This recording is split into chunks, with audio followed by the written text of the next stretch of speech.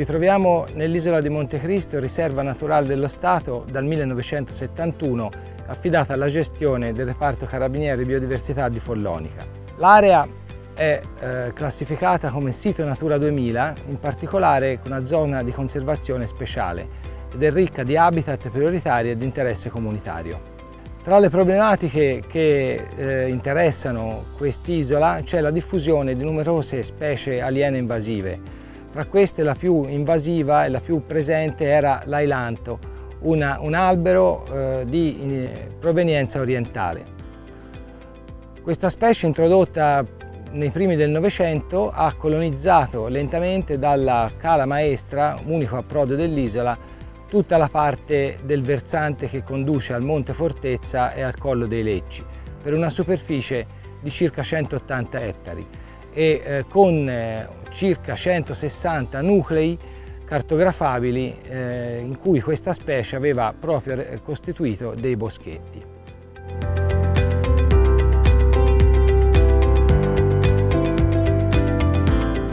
La diffusione dell'ailanto crea sicuramente una concorrenza con la vegetazione originaria e in particolare crea dei problemi per ciò che concerne la conservazione degli habitat prioritari.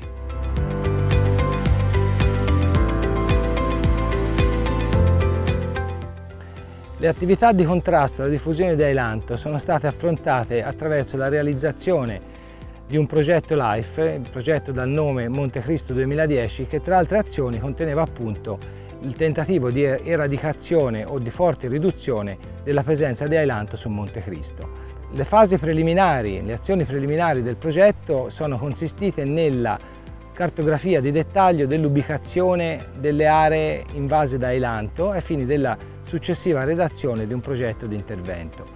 Nelle fasi preliminari si sono anche affrontate le tecniche, si sono testate le tecniche di intervento che hanno consistito tutte nell'utilizzo di vari tipi di diserbanti in maniera localizzata, tenendo presente la necessità di garantire il minimo impatto possibile sul resto dei sistemi, che alla fine hanno condotto all'utilizzo di tecniche di taglio dei fusti sia di grandi dimensioni che di piccole dimensioni e trattamento con una soluzione diserbante della superficie di taglio.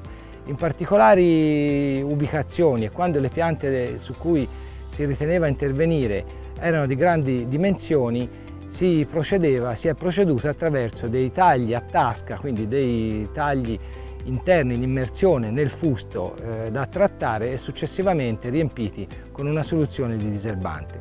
Questo ha consentito la morte delle piante in piedi, con particolare riferimento a tutti quegli individui che potevano essere portatori di seme.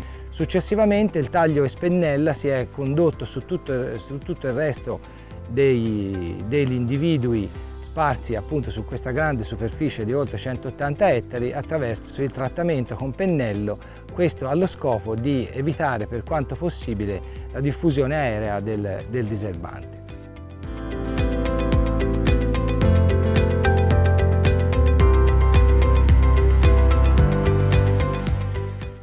La specie ailanto è caratterizzata da una grande capacità di ricacciare dalle ceppaie o dai polloni radicali delle radici.